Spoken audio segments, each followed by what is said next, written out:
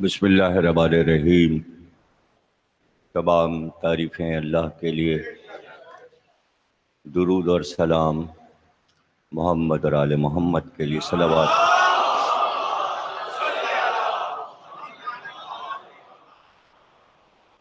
سلسلے کی دوسری مجلس شہادت حضرت امام صادق آل محمد صلوات اللہ وسلم علیہ گفتگو تھی کل امامت کے سلسلے میں کہ قرآن حضرت ابراہیم کے ذکر کے ساتھ امامت کا آغاز کرتا ہے۔ حضرت ابراہیم اس منصب کو اللہ سے اولاد کے لیے طلب کرتے ہیں اور چاہتے ہیں کہ نسل میں یہ امامت جائے۔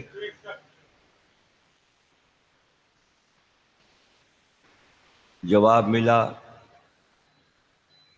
کہ ظالم یہ عہدہ نہیں پائیں گے، یہ عہدہ ظالموں کو نہیں ملے گا۔ تو امام کی پہچان قرآن نے یہی بتائی کہ وہ ظالم نہ ہو۔ ظالم و مظلوم کا تصور آل محمد نے دنیا کو دیا، اور مظلومیت میں جو شان ہے وہ دنیا کے بہت دیر میں سمجھ میں آئی۔ غیر اقوام نے تو سمجھا، مسلمانوں کے اب تک سمجھ میں نہیں آئی، اور وہ پوری امت یہ فرق نہیں کر پاتی کہ کون ظالم ہے اور کون مظلوم ہے۔ ان کو ابھی بھی پریشانی ہے کہ ظالموں کو پروجیکٹ کیسے کیا جائے، ان کی شان سلطنت بیان ہو، ان کا تجھ کو احترام، ان کا دبدبا، ان کی لشکر کشی، ان کا تخت و تاج، اس کے سہارے مجبوری یہ ہو گئی کہ ایک ایک کر کے ہر ملک سے شاہی ختم ہو گئی۔ جب تک بادشاہی کا دور تھا تو یہ معاملہ چل گیا، بادشاہی کو سہارا دیتی رہی۔ جب انگریز جمہوریت کی طرف مائل ہو گئے اور جمہوریت سب کا پسندیدہ موضوع بن گیا تو پرانی شاہیاں بوسیدہ ہو گئیں۔ قرآن نے کبھی بھی شاہی اور بادشاہی کی تعریف نہیں کی، اس لیے کہ انبیاء سے بادشاہی ٹکراتی رہی۔ انبیاء کے مقابل جو لوگ آئے وہ بادشاہ تھے، وہ فرعون ہو یا نمرود یا اور دیگر بادشاہ جو انبیاء کے دور میں تھے۔ بادشاہت کے لیے مشہور ہے کہ ایک تو ضد ہوتی ہے بادشاہ کی، اور بادشاہ ہندی زبان میں مثل کہی جاتی ہے کہ 3 ضدیں رجسٹرڈ ہیں، اور اس کو ہندی میں کہتے ہیں بالک ہٹ، تریا ہٹ، راج ہٹ۔ ہٹ کے معنی ہے ضدی، اسی سے نکلا ہے تین ہٹی۔ اب پتہ نہیں ہٹ کے معنی کیا ہے کراچی میں، لیکن ہٹ سے ہٹی ہو سکتا ہے۔ تو ہٹ یعنی ضد، بچے کی ضد، عورت کی ضد اور بادشاہ کی ضد۔ ان تینوں ضدوں کے سامنے کوئی چیز کارگر نہیں ہو سکتی۔ تو بادشاہوں کی ضد، اور وہ بھی انبیاء سے۔ انبیاء سے، انبیاء سے ضد کا مطلب یہ کہ اللہ سے ضد۔ اور یہاں بادشاہوں نے ضدیں کیں، انبیاء نے سمجھایا نہیں کرو ایسا، نہیں مانے۔ جب نہیں مانے تو اللہ عذاب لے آیا، اور جناب یحییٰ کا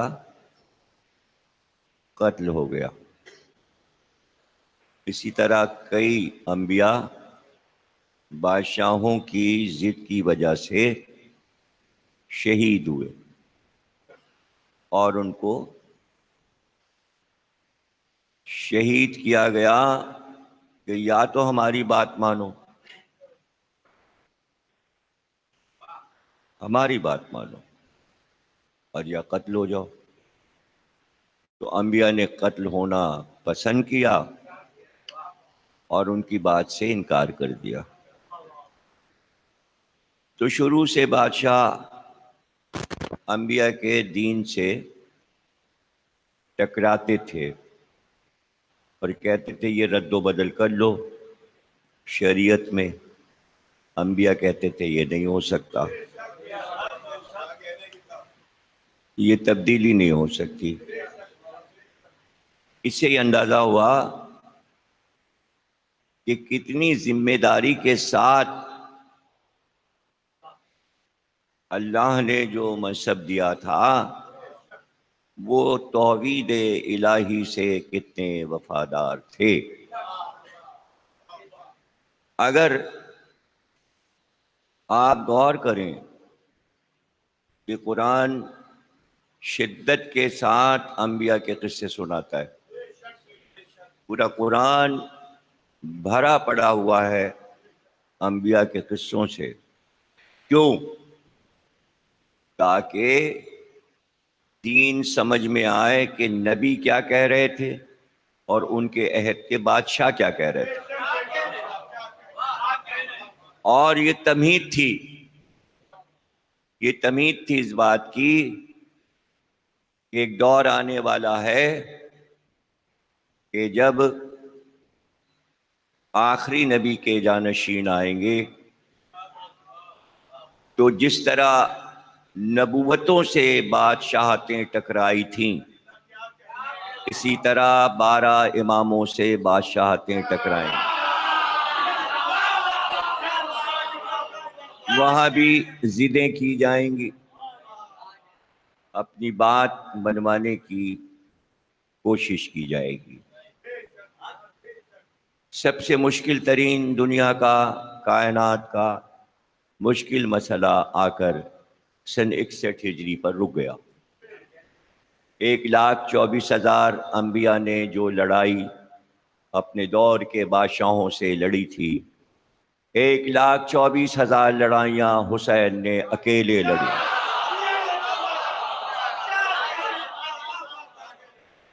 اور پتہ کیسے چلا کہ حسین اپنی لڑائی نہیں لڑ رہے تھے، بلکہ آدم سے عیسیٰ تک اور خاتم تک ہر نبی کی لڑائی حسین لڑ رہے تھے۔ جبھی تو زیارت وارثہ میں کہا کہ آدم کا وارث تو ہے، نوح کا وارث تو ہے، ابراہیم کا وارث تو ہے، موسیٰ کا وارث تو ہے، عیسیٰ کا وارث تو ہے۔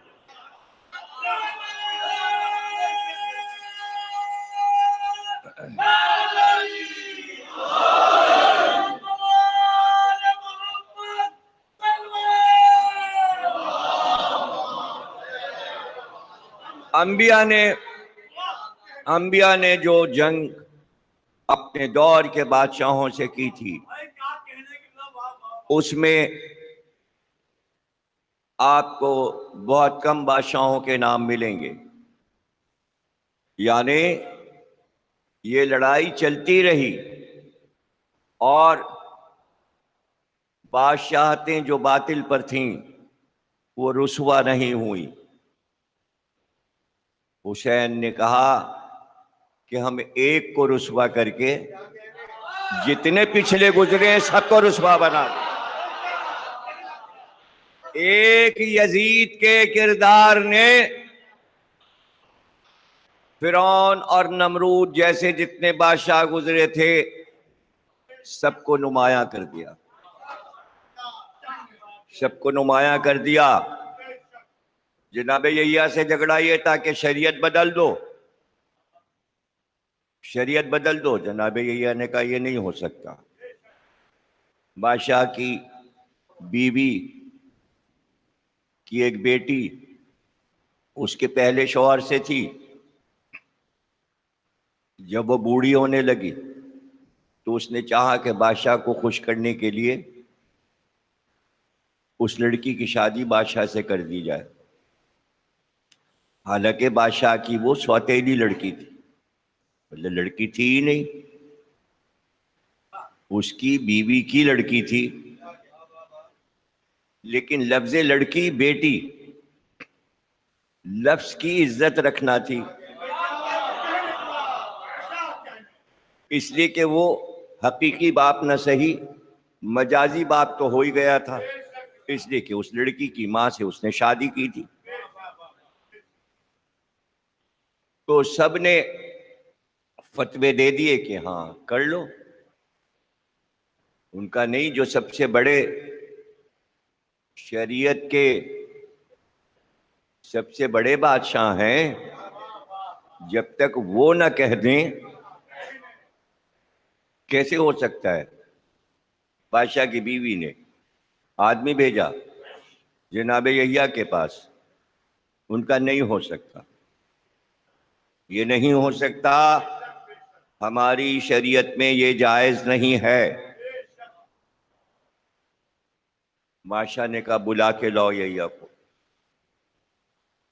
تاکہ دربار کا رعب پڑے. بادشاہ نے کہا یہ ہو سکتا ہے. مصر تو اس کی بیوی تھی، بادشاہ کو تو مجبور بیوی نے کیا تھا، کہلوا وہ رہی تھی. جناب یحییٰ نے کہا نہیں ہو سکتا. بادشاہ نے کہا سر کاٹ لو،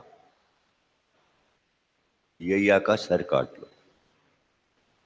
جب تک قرآن میں جناب یحییٰ کا واقعہ رکھا ہوا ہے تب تک آسانی سے واقعہ کربلا سمجھ میں آ سکتا ہے.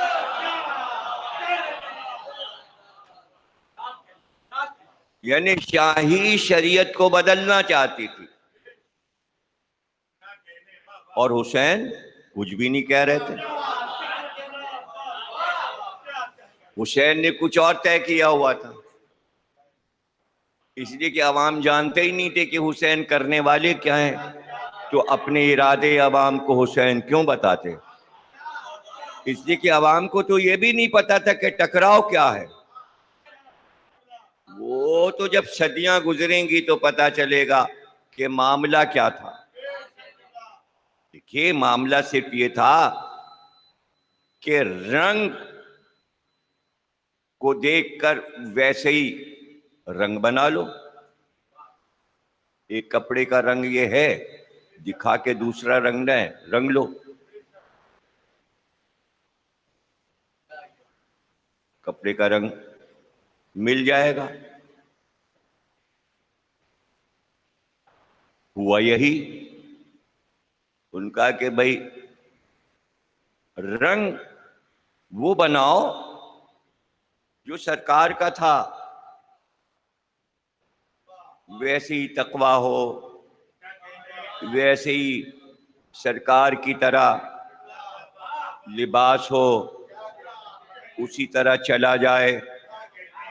اسی طرح اصحاب گرد ہوں، رسول کی طرح نماز پڑھائی جائے، یعنی رنگ میں رنگ جاؤ رسالت کے. تو رنگ میں رنگ جانا اور ہے، رنگ کو پکا کرنا اور ہے. اس لیے کہ اگر رنگ کچا رہ گیا تو اڑ جاتا ہے.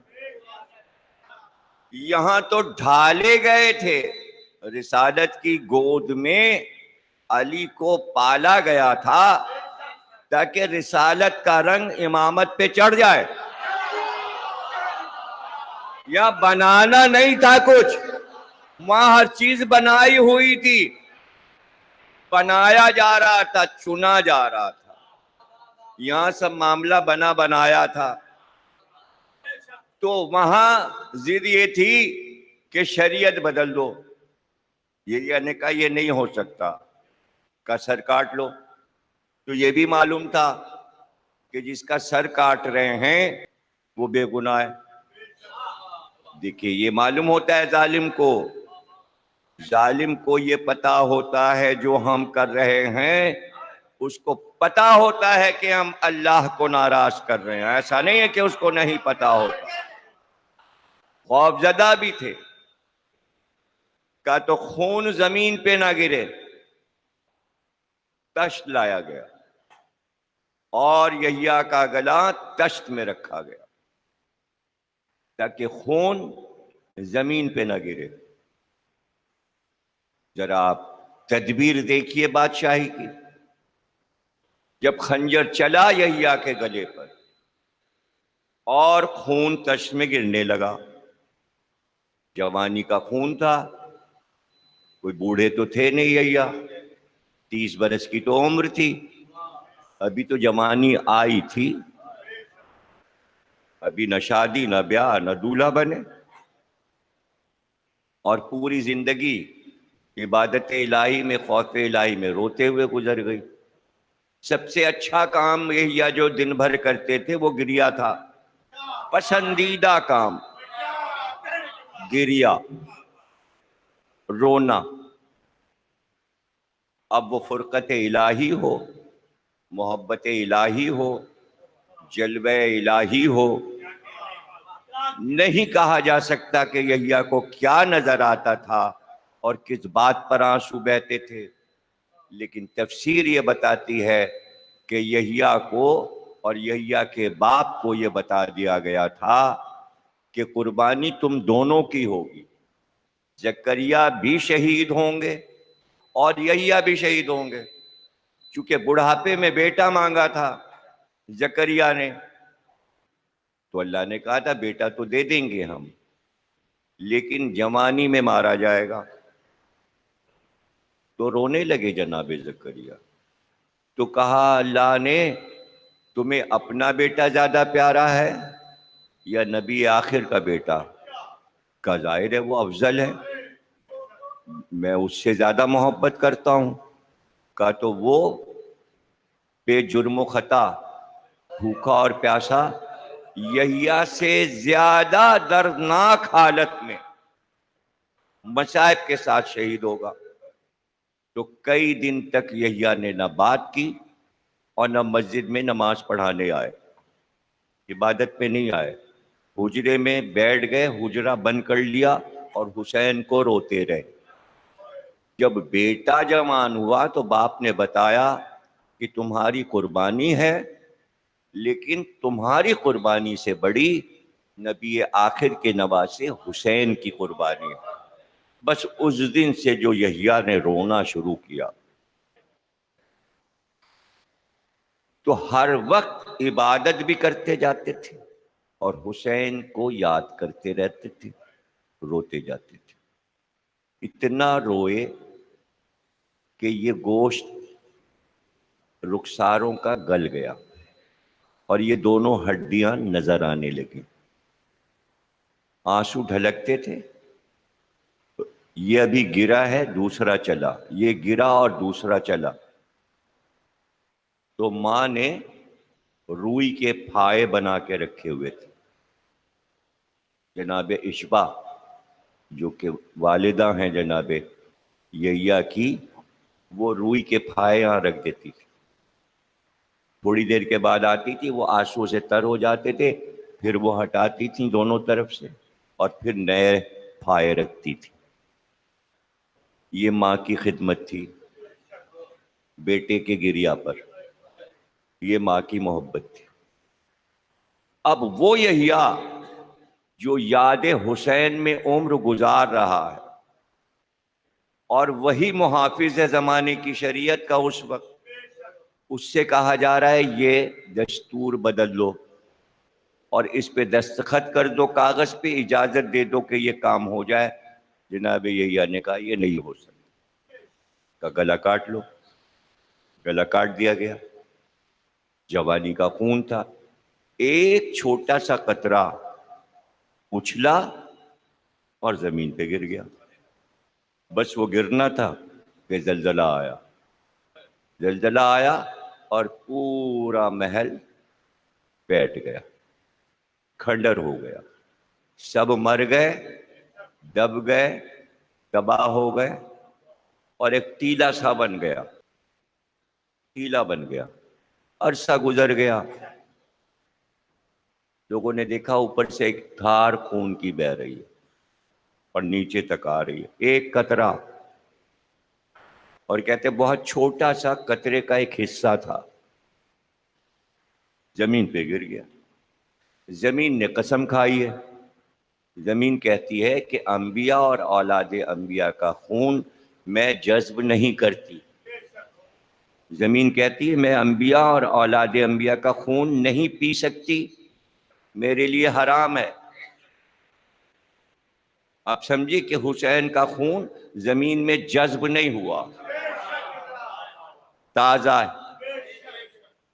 تسبیح دیکھ لیں عاشور کے دن، خاک شفا رکھ کے عاشور کو دیکھ لیں، یعنی مٹی نے خون کو جذب نہیں کیا ہے۔ آپ کی نگاہیں نہیں دیکھ رہی، وہ تو عاشور آپ کو دکھا دے گا، ورنہ وہ خون ہر وقت آپ کو نظر نہیں آئے گا، مٹی میں جذب نہیں ہے۔ لوگوں نے دیکھا خون بہہ رہا ہے، مٹی ڈال دی،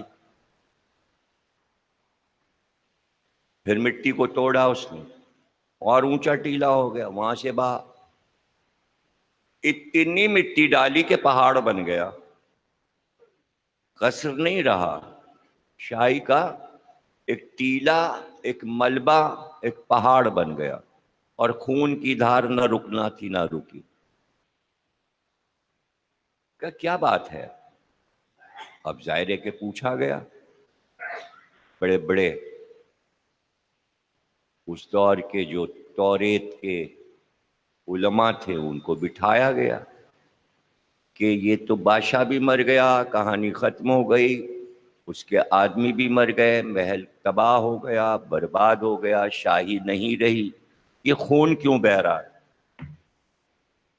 علماء نے بیٹھ کے فیصلہ کیا، انہوں نے کہا ابھی بھی روئے زمین پر یحییٰ کا کوئی قاتل موجود ہے، جب تک وہ قتل نہیں ہو جائے گا تب تک یہ خون بہتا رہے گا۔ ڈھونڈا گیا، تلاش کیا گیا، پتہ چلا ایک بہت ہی بوڑھی عورت وہ زندہ تھی جو قتل یحییٰ میں شامل تھی، اسے قتل کیا گیا۔ جب اسے قتل کیا گیا تو خون بہنا بند ہوا۔ اس کے معنی ہے کہ حسین کے قاتل ابھی قتل نہیں ہوئے، تسبیح لال ہوتی رہے گی، مقتل بند رہے گا۔ عاشور کے دن، عاشور کے دن کوئی مقتل نہیں دیکھ سکتا۔ اب وہ بات کیا تھی جو یحییٰ سے پوچھی گئی تھی وہ آپ کو پتہ چل گئی۔ حسین سے کیا کہا جا رہا تھا؟ حسین سے کچھ بھی نہیں کہا جا رہا تھا۔ لوگ کہتے بیعت کا سوال تھا، بیعت کا سوال تھا، بیعت کر لو، بیعت کر لو، نہیں، اس کے پیچھے کیا تھا؟ بیعت کے پیچھے کیا تھا وہ سن لیجئے، وہ بتائے دیتا ہوں آپ، تو پھر تقریر آگے بڑھتی ہے، پھر ہم امامت پہ گفتگو کریں گے تاکہ شان امامت معلوم ہو۔ بات یہ تھی، سارے جملے اگر آپ کو تمہید کے یاد ہیں، تو وہیں سے ہم سب چیزیں لے کر اس بات کو سمجھانے جا رہے ہیں کہ رنگ تو رنگ لیا تھا، کھول تو چڑھا لیا تھا، مسئلہ یہ تھا کہ وہ روحانیت جو انبیاء میں ہوتی ہے، دیکھیے نبوت بنائی نہیں جا سکتی، نبوت بنائی نہیں جاتی، رسالت بنائی نہیں جاتی، امامت بنائی نہیں جاتی، خلافت بنائی جاتی ہے، بادشاہی بنائی، یہ بنانے والی چیزیں جسے بنا دیجئے، جیسے بت کو بنا کے بٹھا دیجئے تو بنا دیا تو بنا دیا، اسی طرح بادشاہ بنا دیا تو بٹھا دیا تو بٹھا دیا۔ تو بادشاہ تو بن سکتا ہے، عوام بنا سکتے ہیں، لیکن اس کو یہ بتائیے کہ وہ نورانیت کیسے عطا کریں، وہ تو نہیں مل رہی۔ علم کیسے دیا جائے، وہ تو علم لدنی ہوتا ہے ان کے پاس، وہاں سے لے کے آتے ہیں، نور لے کے آتے ہیں مادی جسم و جسمانیات میں، لیکن ہیں وہ نور، علم لے کر وہاں سے آئیں، عدالت، شجاعت، عبادت، نعمات، شجرہ سب بنایا ہے، شجرہ کسی کا بنایا نہیں جا سکتا، خساست کسی کی مٹائی نہیں جا سکتی، بزدل کو شجاع بنایا نہیں جا سکتا۔ مشکلیں یہ تھیں، تو سوال یہ تھا کہ بھائی نبی جب چلے گئے، اعلان ہو گیا کہ اب فرشتہ تو آئے گا نہیں، وہی کا سلسلہ بند ہو گیا۔ جاننا یہ تھا کہ کیا آسمان سے رشتہ ہے، نہیں سمجھے آپ تو کچھ نہیں سمجھے، یہ کیسے بنایا جائے، یہ بنایا نہیں جا سکتا۔ تو پریشانی یہ تھی کہ سب کچھ تو لے لیا، ملک پہ قبضہ ہمارا ہے، خزانے ہمارے پاس ہیں، دولت ہمارے پاس ہے، عوام کو ہم نے خرید لیا ہے، سب چپ ہیں، کوئی ہمارے خلاف بول نہیں سکتا، کہیں سے کوئی آواز آ نہیں سکتی، ایک اکیلے حسین ہے، وہ مدینے میں ہے، سب کو ہم نے خرید لیا، سارے مفتی خرید لیے، فتوے خرید لیے، شریعت خرید لی، سب کچھ تو ہم نے لے لیا، قبضہ ہر چیز پر ہے۔ اب دیکھنا یہ تھا کہ وہ کون سا راستہ ہے کہ ان کے رشتے آسمان سے ہیں کہ نہیں ہیں، اس لیے گھر جلایا تاکہ لوگوں کو بتائیں کہ اگر طاقت ہے ان کے پاس آسمانی تو جواب دے کے دکھائیں۔ انہوں نے جواب نہیں دیا، گھر جل گیا۔ کا دیکھا اب کوئی ان کا آسمان سے رشتہ نہیں ہے، اب کوئی اللہ سے ان کا رشتہ نہیں ہے، طاقت نہیں ہے ان کے پاس، وہ صرف محمد کے پاس طاقت تھی۔ کہ لیکن علی تو بہادر ہیں، کہ نہیں ابو بہادر نہیں ہے، کہ تو پھر گلے میں رسی باندھ کے کھینچ لو، کھینچ لیا گیا۔ ان کا دیکھا اگر علی کا رشتہ آسمان سے ہوتا تو زلزلہ آ جاتا، زوجہ پہ دروازہ گرا تھا، علی چاہتے تو نوح کا طوفان اٹھا دیتے، کوئی روحانیت ان کے پاس نہیں ہے۔ یہاں سے یہ سمجھایا گیا کہ آل محمد مادی ہیں، نورانی نہیں ہیں، اور پھر یہ بھی جب یہ طے ہو گیا کہ یہ مادی ہیں تو کہا دیکھا محمد بھی مادی تھے، کہاں ہمارے جیسے بشر تھے، کچھ بھی نہیں سمجھے۔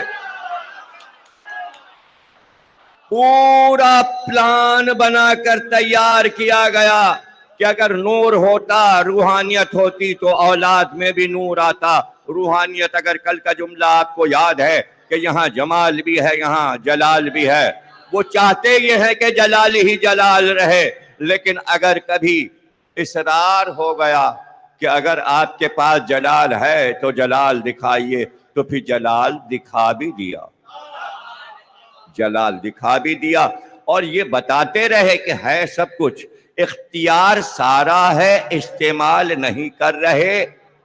تو اب یزید یہ جاننا چاہ رہا تھا کہ حسین وہ راز بتا دو، حسین نے کہا ہم راز نہیں بتائیں گے، اسی پہ جھگڑا ہو گیا۔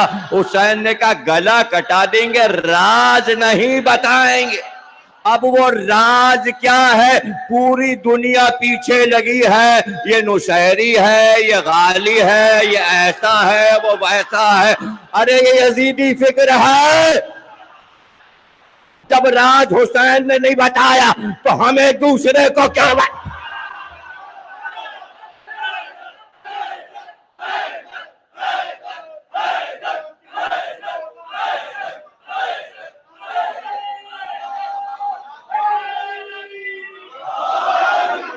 راز راز رہنے دو۔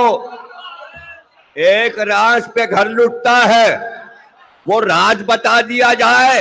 جس پہ گھر لٹتا ہے، جس پہ 72 قربانیاں دیتے ہیں، وہ راز۔ اب راز بتا، راز کو راز رہنے دو۔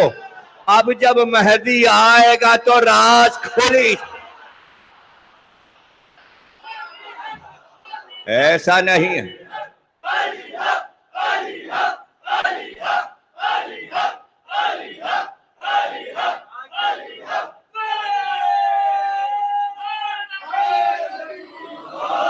آپ کے علاوہ یہ تقریر کوئی سمجھ نہیں سکتا۔ یہ آپ ہی کا حصہ ہے کہ آپ ہی لے جائیں، دوسرا آئے تو یہاں سے پاگل ہو کے نکل کے چلا جائے، گریبان پھاڑ کے جنگل میں چلا جائے۔ اس کی سمجھ میں نہیں آئے گا۔ نیا آدمی آ جائے تو اس کے کچھ سمجھ میں نہیں آئے گا کہ ایسی بھی تقریر ہوتی ہے۔ ہاں ایسی تقریر ہوتی ہے، ایسی تقریر ہوتی ہے۔ اب وہ پرانا حربہ جو رسول کے لیے استعمال ہوا تھا، جسے قرآن نے کہا، قرآن نے کہا ان مکے والوں نے 3 الزام لگائے سرکار پہ، اور تینوں الزام قرآن نے بیان کر دیے۔ انہوں نے کہا یہ مجنون ہے، دیوانہ ہے۔ دوسری بات کہی یہ شاعر ہے۔ تیسری بات کہی یہ جادوگر ہے، یہ ساحر ہے، تاکہ جب معجزات کو دیکھیں۔ چاند ٹوٹا، ابو جہل نے کہا یہ نظر بندی کی ہے محمد نے، کوئی معجزہ وغیرہ نہیں ہے، یہ تمہاری آنکھوں پر پٹی لگا دی ہے محمد نے، تمہیں ٹوٹا چاند نظر آ رہا ہے۔ تو مکے کے کافروں میں اور آج کے مسلمانوں میں کیا فرق ہے؟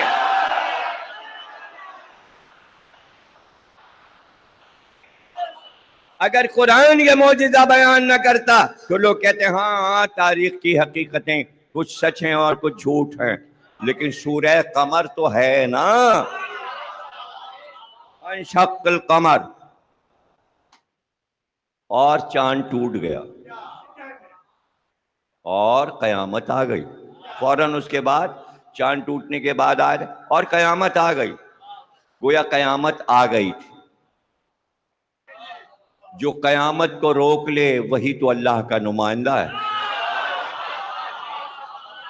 قیامت کے معنی معلوم ہے آپ کو؟ قیامت کے معنی ہے قائم ہو جانا۔ ارے آلریڈی جب یہ قائم ہے تو دوسری قائم ہوگی کیسے قیامت؟ اس لیے پیغمبر نے حدیث دی کہ اگر قیامت میں ایک روز رہ گیا اور مہدی نہیں آیا، اتنی مشہور حدیث ہے اور لاجواب حدیث ہے جسے اہل سنت نے سب سے زیادہ لکھا۔ ان کی حدیث کی کتابوں میں زیادہ یہ حدیث آئی ہے کہ ایک دن رہ گیا قیامت میں اور مہدی نہیں آیا، کل قیامت ہے اور آج مہدی نہیں آیا، تو سرکار فرماتے ہیں اس ایک دن کو اللہ کئی ہزار برس کے برابر کر دے گا، جب تک مہدی نہیں آ جائے گا قیامت نہیں آئے گی۔ اب یہ کون بتائے کہ قیامت کا راز کیا ہے؟ قیامت کا راز مہدی ہے، پہلے انہیں آنے دو پھر قیامت کی باتیں کر۔ قیامت سے پہلے قیامت ہوگی۔ تم سلامت رہو۔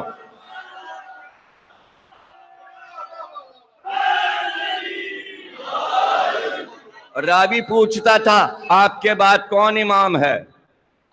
امام صادق نے فرمایا میرے بعد موسی کاظم امام ہے۔ کہا اس کے بعد کون ہے؟ کہا اس کا بیٹا علی رضا۔ کہا اس کے بعد کون ہے؟ کہا محمد تقی۔ کہا اس کے بعد کون ہے؟ کہا اس کا بیٹا علی نقی۔ کہا اس کے بعد کون ہے؟ کہا اس کا بیٹا حسن عسکری۔ کہا اس کے بعد کون ہے؟ اس کے بعد کون ہے؟ راوی نے دیکھا پہلے امام کھڑے ہوئے، جب کھڑے ہو گئے پھر سر پہ ہاتھ رکھا کہ میرا سلام ہو میرا بیٹا مہدی ابھی آئے نہیں ہیں، عالم نور میں ہیں، احترام سکھایا جا رہا ہے مہدی کا، اور اپنے بعد کے نام بتائے جا رہے ہیں۔ یعنی امام صادق کی منزل وہ ہے کہ علی، حسن، حسین، زین العابدین، محمد باقر، 5 امام گزر چکے، 5 امام گزر چکے، چھٹے ہیں یہ۔ آنا کسے کسے ہے؟ موسی کاظم، علی رضا، محمد تقی، علی نقی، حسن عسکری، امام مہدی، 6 اماموں کو آنا ہے۔ 6 امام اب آئیں گے، 5 آ چکے، 5 کے چھٹے یہ ہیں۔ کیا سن رہے ہو؟ یعنی 5 کے چھٹے یہ ہیں، اور 6 سے پہلے کے اگر ملا لیں تو 7 یہ ہیں۔ ادھر 7 ہو جاتے ہیں، ادھر مل جائیں تو 6 ہو جاتے ہیں، اور درمیانی کڑی ہیں۔ اس لیے قدرت نے انتظام کیا ہے کہ جو کام ہو چکا، بھائی غور سے سنیے گا، جو کام ہو چکا وہ تمہیں پہنچانا ہے، جو کام ابھی نہیں ہوا وہ بتانا ہے۔ تو اب 63 سال کی زندگی سرکار کی، 63 سال کی زندگی مولا علی کی، 47 سال کی زندگی امام حسن کی، 57 سال کی عمر امام حسین کی، 60 سال کی عمر سید سجاد کی، اس سے کم امام محمد باقر کی، اور اس کے بعد جو آنے والے ہیں ان کی عمریں اتنی کم ہو جائیں گی کہ 11واں 28 میں جائے گا، اور 9واں 25 سال میں شہادت پائے گا، اور 11واں 28 سال میں۔ اس لیے اب سب کے حصے کا ایک کو جینا ہے۔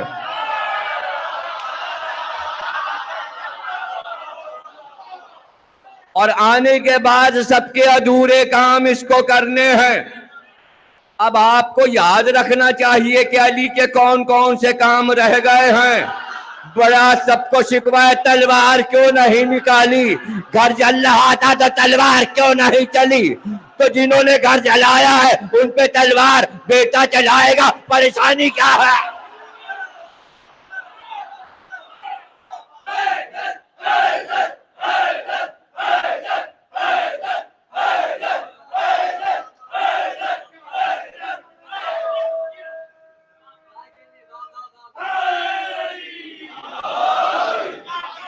جو ہو چکا وہ بتانا ہے۔ اب حالات معاشرت یہ ہیں کہ سب منتشر المزاج ہو چکے ہیں۔ واقعہ کربلا نے سب کے دماغوں کو ہلا کے رکھ دیا ہے۔ جناب سید سجاد کے خطبے نے تمام عالم اسلام کو ہلا دیا ہے۔ حضرت زینب کا خطبہ لوگوں کو زبانی یاد ہو چکا ہے۔ بازار کے خطبے الگ اور دربار کے خطبے الگ، چاہے وہ ابن ذات کے دربار کا خطبہ ہو یا یزید کے دربار کا خطبہ ہو، لوگ خطبوں کے جملے دہرایا کرتے تھے۔ علی کی بیٹی نے کیا کہہ دیا؟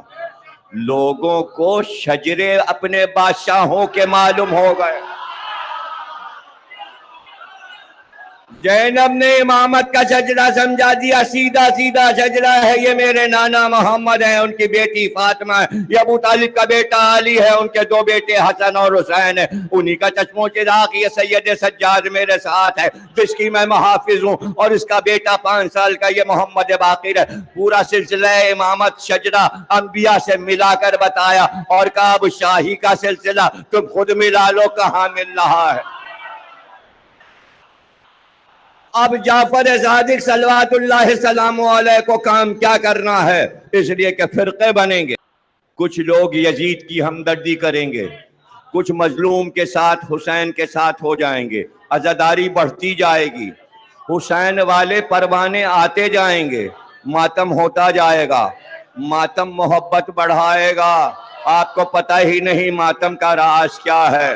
ماتم میں محبت ہے. میں نے رمضان کی آخری تقریریں سورہ یوسف پہ کی تھیں، جس میں میں نے بتایا تھا کہ جب یوسف کو لے گئے اور کنویں میں بھائیوں نے پھینک دیا اور آ کر باپ سے یہ کہا کہ ان کو تو بھیڑیا کھا گیا، گویا غم بیٹے کا باپ کو سنا دیا گیا. اب غم، ہائے غم. تو میں نے کہا تھا کہ غم کی خبر صرف انسان سنتا نہیں ہے کانوں سے، بلکہ جو ری ایکشن ہوتا ہے اس میں باڈی لینگویج ہے، ایکشن ہے. بغیر ایکشن کے اظہار غم نہیں ہے. یہ باتیں بھی ہر ایک کے سمجھ میں نہیں آئیں گی، نہ کوئی دوسرا سمجھا سکتا ہے اور نہ آپ کی طرح سمجھ سکتا ہے. بغیر ایکشن کے اظہار غم نہیں ہے. تو غم کی خبر اگر کسی وارث کو سنائی جائے تو اس کے سننے کے 3 ہی طریقے ہیں، چوتھا طریقہ نہیں ہے. اور وہ جب سے رائج تھا آج تک رائج ہے اور قیامت تک رائج رہے گا. اسی طرح چلتا رہے گا. اور 3 ہی طریقے ہوں گے. جب غم کی خبر آتی ہے تو آدمی بھوچکا ہو جاتا ہے، حیران پریشان، اس کا دماغ سن ہو جاتا ہے، تو اس کے ہاتھ پیر سب قابو میں نہیں رہتے. تو اب جب وہ غم کی خبر سنتا ہے تو یا تو وہ ایسے کہتا ہائے یہ کیا ہو گیا، میں نے ایکشن بتا دیا، ہائے یہ کیا ہو گیا، اس سے زیادہ کچھ نہیں کہہ پاتا. یا پھر وہ کہتا ہائے یہ کیا ہو گیا، اور یا پھر تیسرا ایکشن ہائے یہ کیا ہو گیا. پتہ چلا جب یہ ایکشن ہوگا تو اس کے معنی خبر ایسی ہے کہ اس نے مقدر پھوڑ دیا. اور خبر اگر ایسی ہے تو ہتھیلی ملتے رہ گئے، کچھ ہاتھ نہ آیا، سب کچھ ضائع ہو گیا. اور اگر غم عزیز ہے تو سینے سے لگا کے محبت کا اظہار کیا. اب سمجھ میں آیا کہ حسین کا نام لے کے ہاتھ سینے پہ کیوں.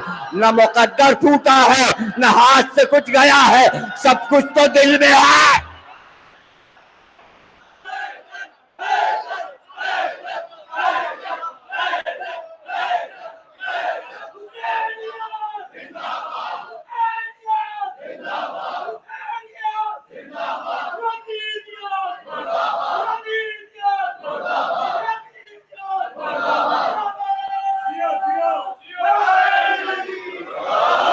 نئے فرقے بننے لگے، نئے فرقے بننا حضور نے کہا تھا میرے بعد 72 فرقے ہو جائیں گے، میرے بعد 72 فرقے ہو جائیں گے.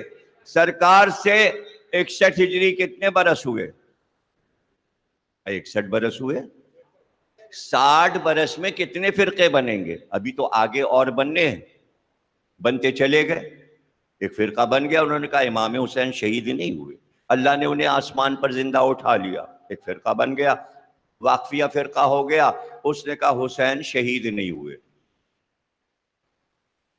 ایک اور فرقہ بن گیا، اس نے کچھ کہا، اس نے کہا نہیں کہ ثانیہ فرقہ محمد حنفیہ امام ہے. یہ حوثی یمن والے محمد حنفیہ کے فرقے سے تعلق رکھتے ہیں. یمن والے جو بھی حیدر حیدر کر رہے ہیں، انہوں نے ہیک کر لی سعودی عرب کی نیوز. پتہ ہے آپ کو نیوز چل رہی تھی ہیک کر لی. آج کل ہیک کا فیشن چلا ہوا، اور ہیک کر کے یمن کا ترانہ چلا دیا، ہم حیدر حیدر حیدر والے ہیں، اور ہم جعفر والے ہیں، اور ہم مالک اشتر ہیں، ہم آ رہے ہیں. وہ ترانہ چلتا رہا، نیوز رک گئی. اب بتائیے انٹرنیشنل ہیکنگ چل رہی ہے، چھوٹی موٹی ہیکنگ کیا ہے؟ یہ حوثی ہیں، یہ محمد حنفیہ والے ہیں، زیدیہ فرقہ. ہم سے کوئی تعلق نہیں. وہ زیدی جو زید شہید کی اولاد ہیں وہ الگ ہیں. یہ زید محمد حنفیہ کے پوتے تھے، ان کے نام سے منسوب ہو گیا. اب بتائیے اتنے فرقے بن گئے. اب جب بہت سے فرقے بن جاتے ہیں، جب بہت سے فرقے بن جاتے ہیں تو ایک گروہ آج ہی جا کے کہتے ہیں ہم مذہب کو مانتے ہی نہیں. سمجھے آپ؟ اگر نہیں سمجھے تو کچھ نہیں سمجھے. پہلے بھی یہی ہوا تھا. کمیونسٹ پارٹی کیوں بن گئی؟ ہم اللہ کو نہیں مانتے. اس لیے کہ اتنے طرح کے اللہ بن گئے کہ کمیونسٹوں نے کہا ہم اللہ ہی کو نہیں مانتے، نہ تمہارا اللہ سمجھ میں آ رہا ہے، نہ تمہارا اللہ سمجھ میں آ رہا ہے، نہ تمہارا اللہ سمجھ میں. تو پورا چائنا کمیونسٹ ہو گیا، پورا روس کمیونسٹ ہو گیا، روس کی ساری اسٹیٹس جتنی ان کے زیر نگرانی تھی سب کمیونسٹ ہو گئی. اللہ کو نہیں مانتے، مذہب کو نہیں مانتے. یہ کہاں سے شروع ہوا؟ باد کربلا.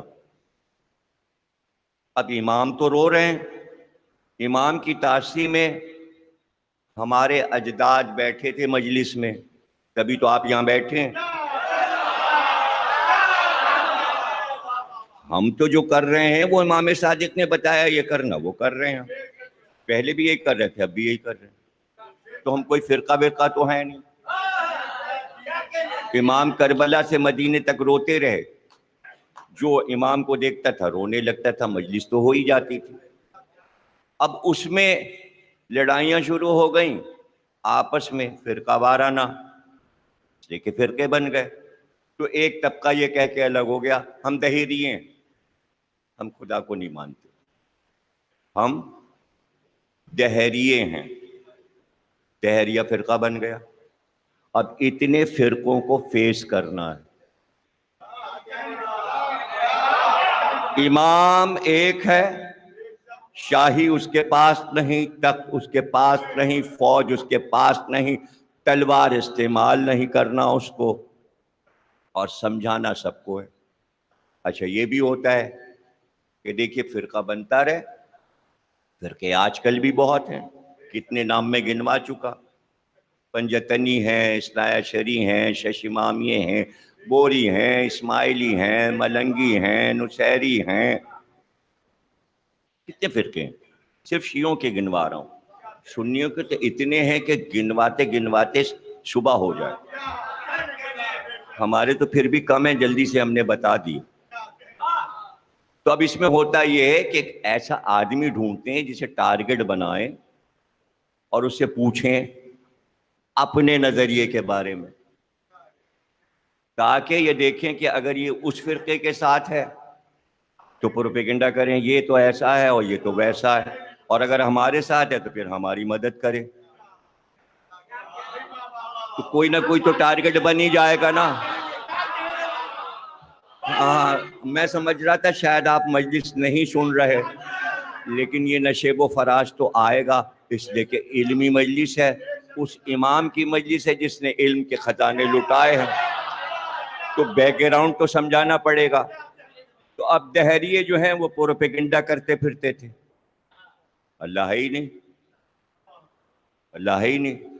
اب وہ جو مومن تھے وہ پکڑ پکڑ کے لاتے تھے، ان کے سب کے نام لکھے ہوئے، نام کیا لینا ان کا، عجیب عجیب نام ہے. ابن کوا، تجدید لگا تو کوا ہو جائے.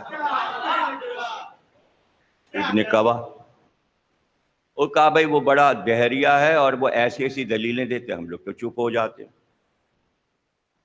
امام نے کہا اس کو لے آؤ میرے پاس. آ گیا. اب کر کیا رہا تھا؟ ایک شیشی لی اس نے، اس میں پانی بھرا، اس میں مٹی ڈال دی، اس کو ہلایا، مٹی سڑ گئی، کیچڑ بن گئی. جب کیچڑ بن گئی اس میں کیڑے پڑ گئے. جب کیڑے پڑ گئے تو لوگوں کو دکھاتا تھا دیکھا تم نے، تمہارے سامنے میں نے اس میں پانی اور مٹی ڈالا تھا. اللہ قرآن میں کہتا ہے کہ ہم نے کیچڑ سے آدم کو بنایا، پانی اور مٹی ملا کے آدم کو بنایا. تو اللہ اگر مخلوق بنا سکتا ہے، دیکھو میں نے بھی مخلوق بنا دی. ان کیڑوں کا خالق میں ہوں. اب لوگوں کے پاس کیا جواب؟ تو تو بڑا سائنٹسٹ ہے بھائی، سائنسداں ہے، تو نے تو مخلوق بنا لی، ان کیڑوں کا خالق ہے. اب وہ شیشی لیے پھرتا تھا کہ دیکھا تم نے کوئی خدا نہیں ہے، میں ہوں خالق. اس دن سے انسان کے دماغ میں یہ گھسا ہے کہ میں خالق ہوں. چونکہ اتنے خالقوں سے عاجز ہو کے ہم کہتے ہیں علی ہمارے خالق ہیں. ارے انہیں تپانے کے لیے کہتے ہیں تو مر کیوں رہے ہو؟ ہر سائنٹسٹ کہہ رہا ہے میں خالق ہوں، میں خالق ہوں. خالق ہیں کہ نہیں ہیں؟ کہاں بیٹھے ہیں آپ؟ جائیے یونیورسٹی میں جائیے اور وہ سبجیکٹ دیکھ کے آئیے. جینس کیا ہے؟ وہ کہہ رہے ہیں کپڑے میں خون لگ گیا.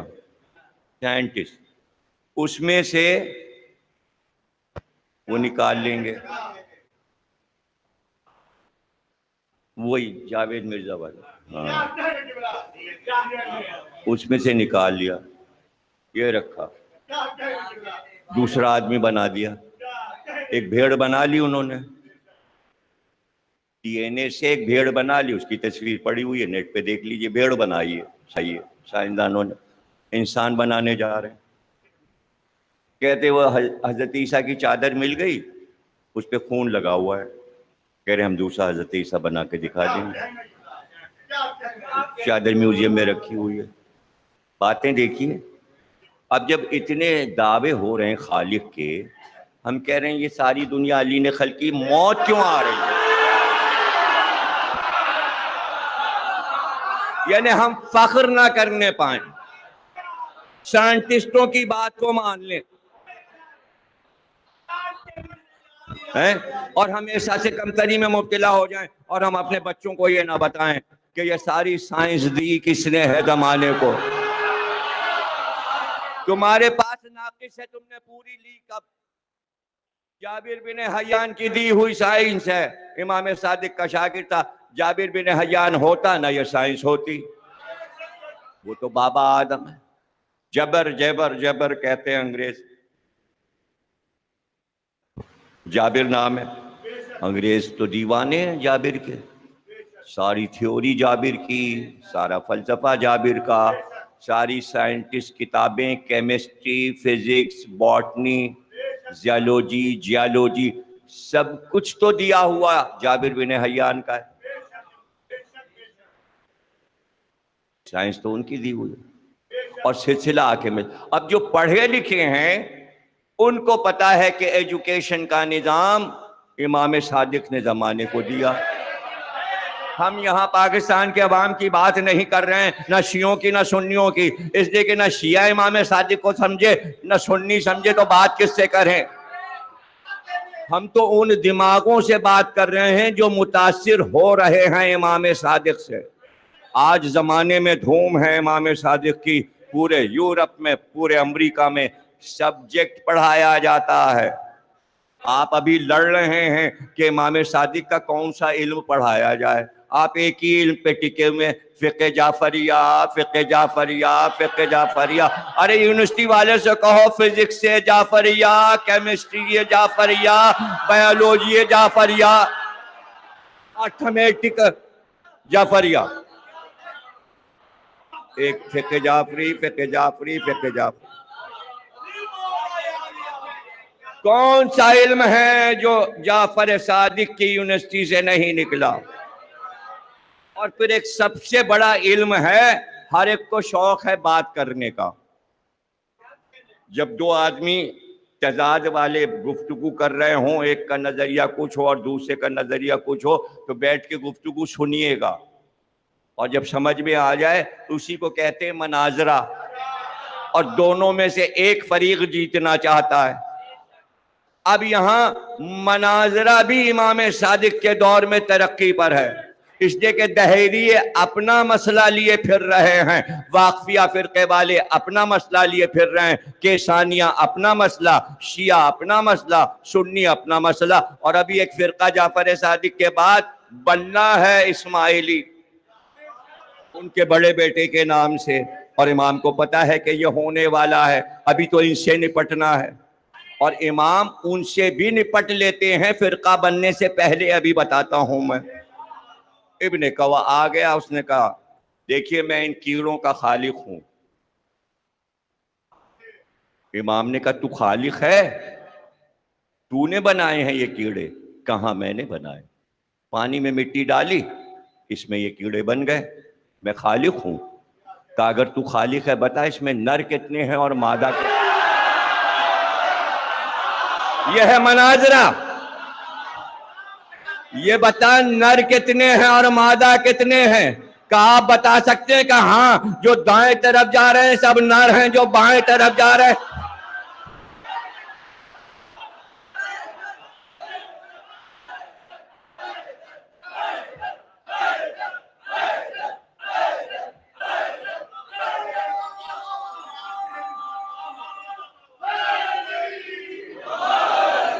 نہیں مانتے، اللہ کو نہیں مانتے، کیا اس لیے کہ کوئی دلیل ہی نہیں ہے؟ اب جو دلیلیں سنی ہیں امام سے بحث میں دلیلیں دے دیتے، جب نہیں مانتے تو پکڑ کے امام کے پاس لے آتے. کیا بات ہے؟ کا کوئی دلیل ہو تو آپ بتائیے کہ اس کائنات کو چلانے والا کوئی رب ہے. دلیلیں تو دیکھیے، قرآن موجود تھا، انجیل توریت زبور موجود، انبیاء کے قصے موجود، اس کے باوجود نہیں مان رہا. تو اب دلیل اس کو نہ انبیاء سے دی جا سکتی ہے، اس لیے کہ اس کو سب پتا ہے، اور یہ ہے ضد پہ کہ دلیل کیا ہے کہ خدا ہے، دلیل کیا ہے کہ خدا ہے، اور نہ قرآنی آیات اسے سنانی ہے، اس لیے کہ جاہل ہے. اب جاہل کو آیات کیا سمجھائی جائیں؟ اگر قرآن پڑھا ہوتا تو یہ دعویٰ کیوں کرتا کہ اللہ نہیں ہے؟ آ گیا کہ میں تو نہیں مانتا کہ خدا ہے. آپ کے پاس کیا دلیل ہے؟ کہ کبھی سفر بھی کیا ہے تو نے؟ کبھی سفر کیا؟ کہاں کیے؟ کہ سمندری سفر دریا کا کیا ہے؟ کبھی پانی کا سفر کہاں کیا ہے؟ لیکن بڑا خطرناک تھا وہ سفر. کہ کیا ہوا تھا اس سفر میں؟ کیا ہوا تھا؟ کہ جس کشتی میں بیٹھا تھا وہ کشتی ٹوٹ گئی اور سب میرے سامنے ڈوبنے لگے. میں سفر کر رہا تھا، لکڑی کا ایک تختہ کشتی کا مجھ کو لے کر چل رہا تھا، اور وہ تختہ بھی ڈوبنے والا تھا. تو اس وقت میں صرف خاموش تھا کہ کیا ہوگا. کہ تو کیا سوچ رہا تھا اس وقت؟ امام فرماتے ہیں اس وقت تیرے دماغ میں کیا تھا؟ کہ اس وقت میرے دماغ میں یہ تھا کہ اس وقت کوئی طاقت ہے ضرور جو مجھے بچا لے گی. جب میں زندگی سے مایوس ہو چکا تھا تو ایک کرن میرے دل میں تھی کہ کوئی مجھے بچا لے گا. کہ اسی طاقت کا نام تو خدا ہے، اسی طاقت کا نام خدا. اب سندھی ہے، سندھ سے گیا ہے، یونیورسٹی میں سیکھ رہا ہے، اور یہ عارف رضا صاحب بیٹھے ہیں، انہوں نے یہ سبجیکٹ پڑھا ہے، بی فارمیسی، دواؤں کا علم. دواؤں کا علم ہے، یونیورسٹی میں پورا شعبہ ہے.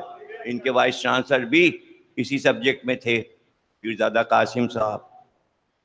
ایک زمانے میں طلباء اس سبجیکٹ میں خوب جاتے تھے، اب کا حال مجھے نہیں معلوم، لیکن بڑا شعرا تھا. جب سے یہ میڈیا سائنس اور ماس کمیونیکیشن اور یہ اور وہ سب آ گیا تو وہ ذرا دب گیا دواؤں والوں. اب یہ اوپر آ گیا ٹی وی کی وجہ سے، سوشل میڈیا، فیس بک وغیرہ وغیرہ کی وجہ سے. تو ایسے سبجیکٹ موجود تھے. دیا ہوا علم امام صادق کا ہے.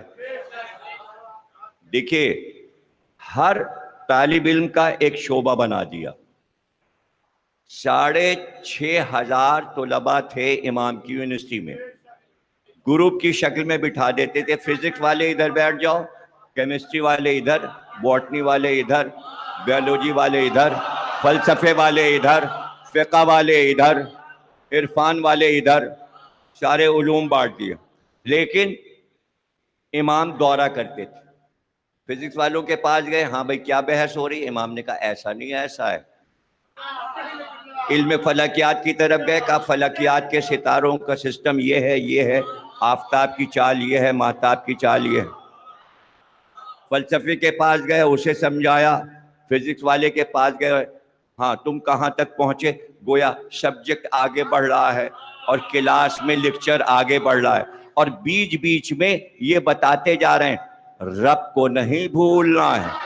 آنے والے یہودی بھی ہیں، عیسائی بھی ہیں، اور ہندوستان کے ہندو بھی ہیں.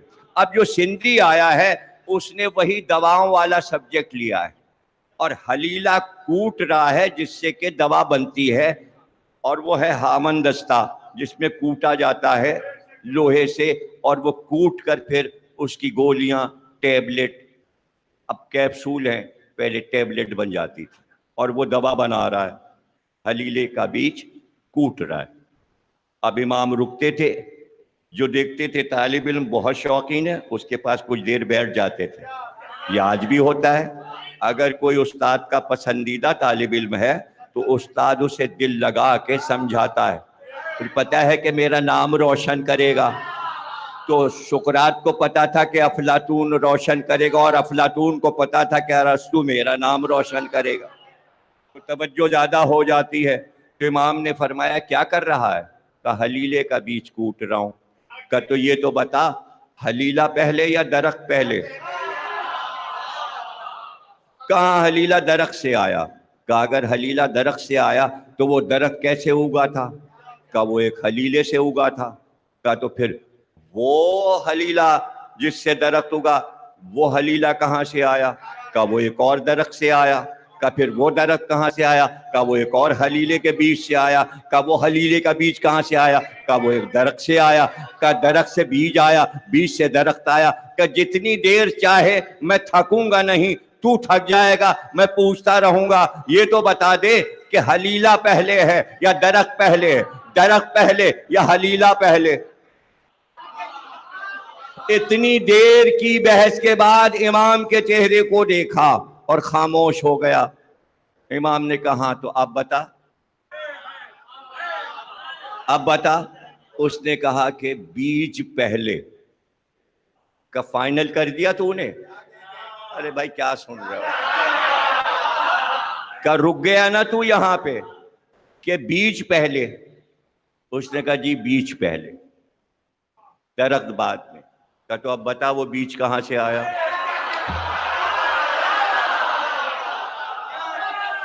اب جب بیج پہ رک گیا تو کہا اب بتا وہ بیج کہاں سے آیا؟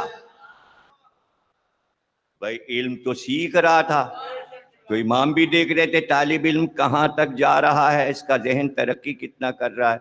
اس نے کہا مولا میرے سمجھ میں ایک بات آتی ہے، زمین میں کچھ مادے بکھرے ہوئے ہیں، زمین کا ارتعاش ان مادوں کو آہستہ آہستہ پاس کرتا ہے، جب وہ مادے آپس میں ملتے ہیں تو ایک بیج بن جاتا ہے، اس لیے بیج پہلے ہے۔ کہ تو اب یہ بتا دے کہ وہ مادے جو آپس میں ملتے ہیں انہیں ملاتا کون؟ انہیں ملاتا کون؟ کہ ان مادوں میں طاقت ہے، وہ طاقت ایک دوسرے کے قریب لے جاتی ہے، کہ اسی طاقت کا نام تو خدا ہے۔ یوں توحید پڑھائی ہے اور یوں توحید سکھائی ہے۔ پڑھا رہے ہیں سائنس، لے جا رہے ہیں توحید کے سفر پر۔ ایسے ہمارے ائمہ نے پورے دین کو سمجھایا۔ تو پورا امام صادق کا دور سوچتے ہیں، کہتے ہیں، اخبار میں آتا ہے، اب تو سوشل میڈیا ہے، جب دیکھو تب ان کی تاریخیں اتنی زیادہ، ان کے پاس تاریخیں، جب دیکھو تب مجلس کر لیتے ہیں، کسی کی شہادت، کسی کی ولادت۔ ارے بھائی یہی تو ہماری زندگی کا سہارا ہے۔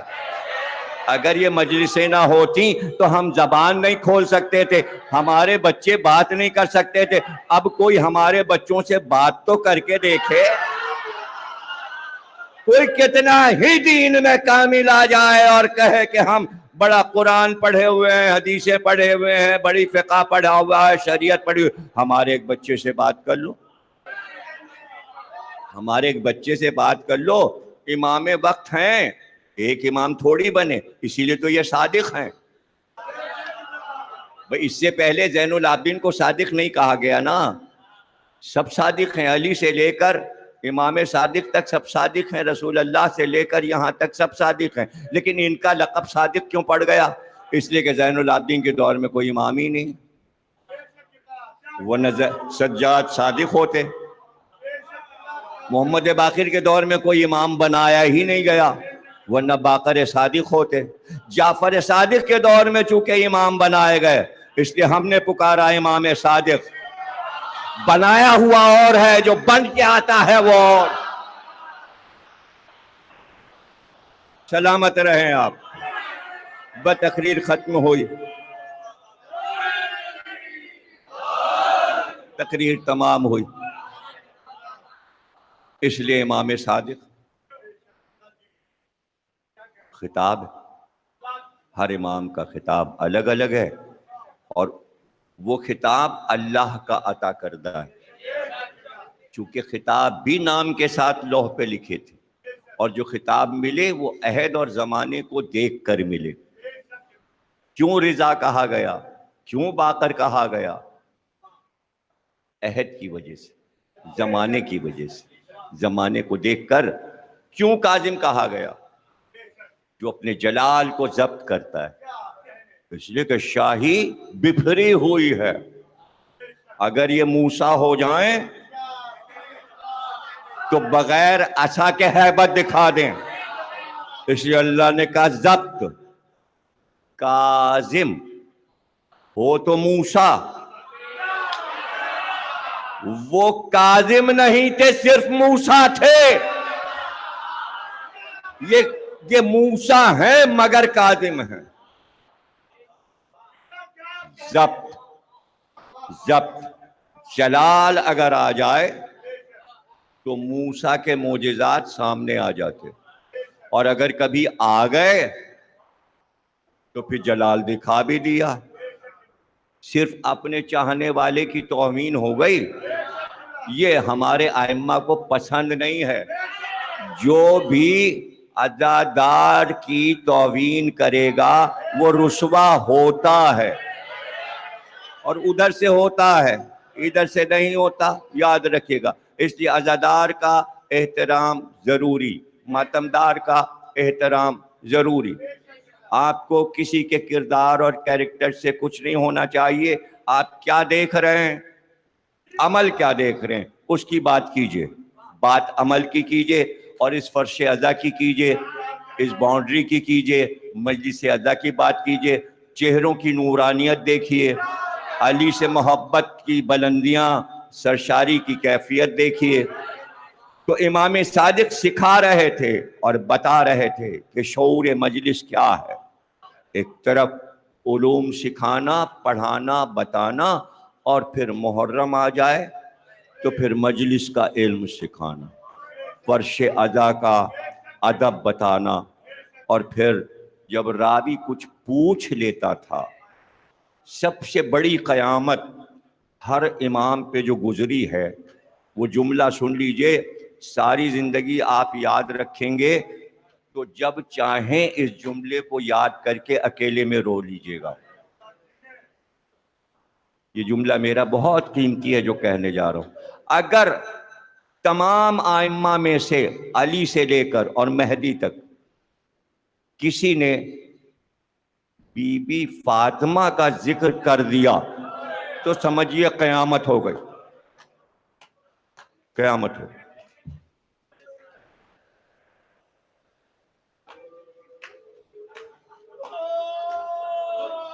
کوئی سوال کر دیا؟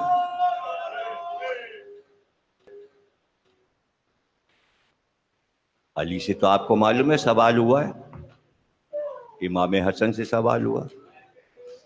آپ کو پتہ ہے کہ راہ میں حر نے راستہ روکا ہے تو حر نے ذکر کیا ہے جناب سیدہ کا کس شان سے۔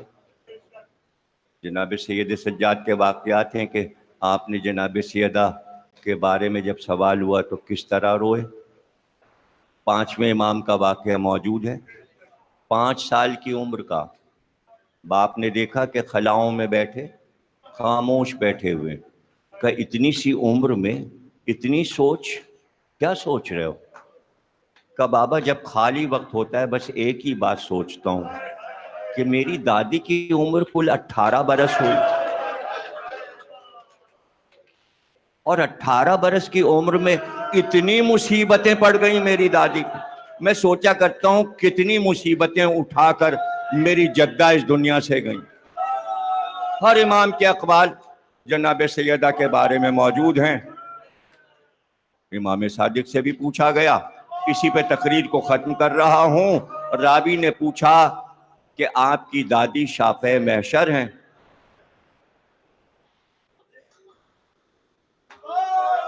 جو شافع محشر ہے وہ فاطمہ ہے، جو حسن حسین کی مادر وہ فاطمہ، بیٹی کی جس کے چھن گئی چادر وہ فاطمہ، کیا کیا ستم سہے ہیں امت کے واسطے، آئیں گی روز حشر شفاعت کے واسطے، آئیں گی روز حشر شفاعت کے واسطے۔ بس راوی نے پوچھ لیا شفاعت کی منزل پر آپ کی دادی آئیں گی؟ امام رونے لگے۔ کیا سننا چاہتے ہو؟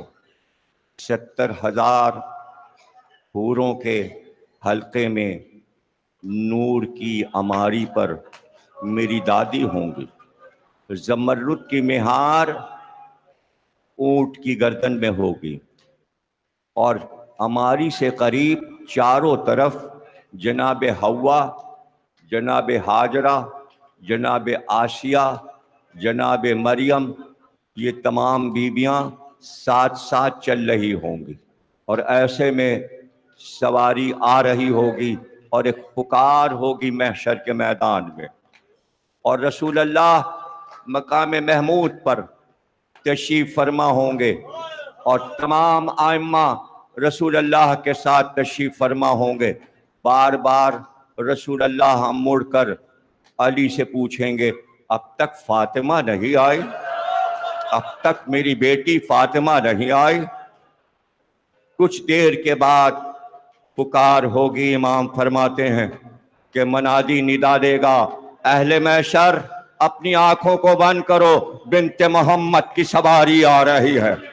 بس جیسے ہی امام نے یہ فرمایا اور راوی نے ہاتھ باندھے، کہا محشر میں تو انبیاء کھڑے ہوں گے، اور کیا انبیاء کو بھی حکم ہوگا کہ آنکھیں بند کر لو؟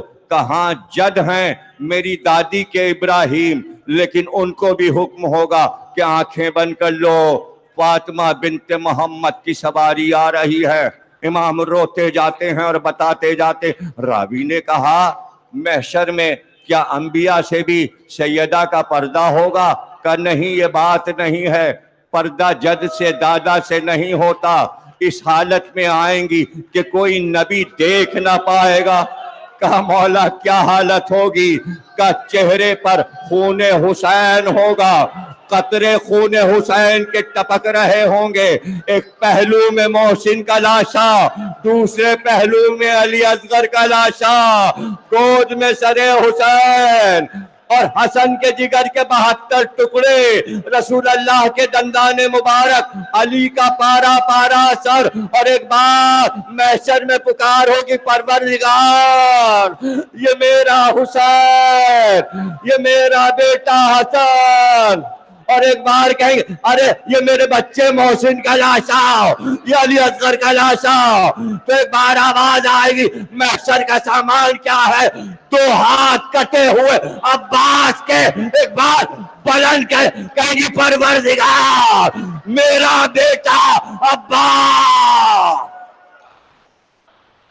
ماتم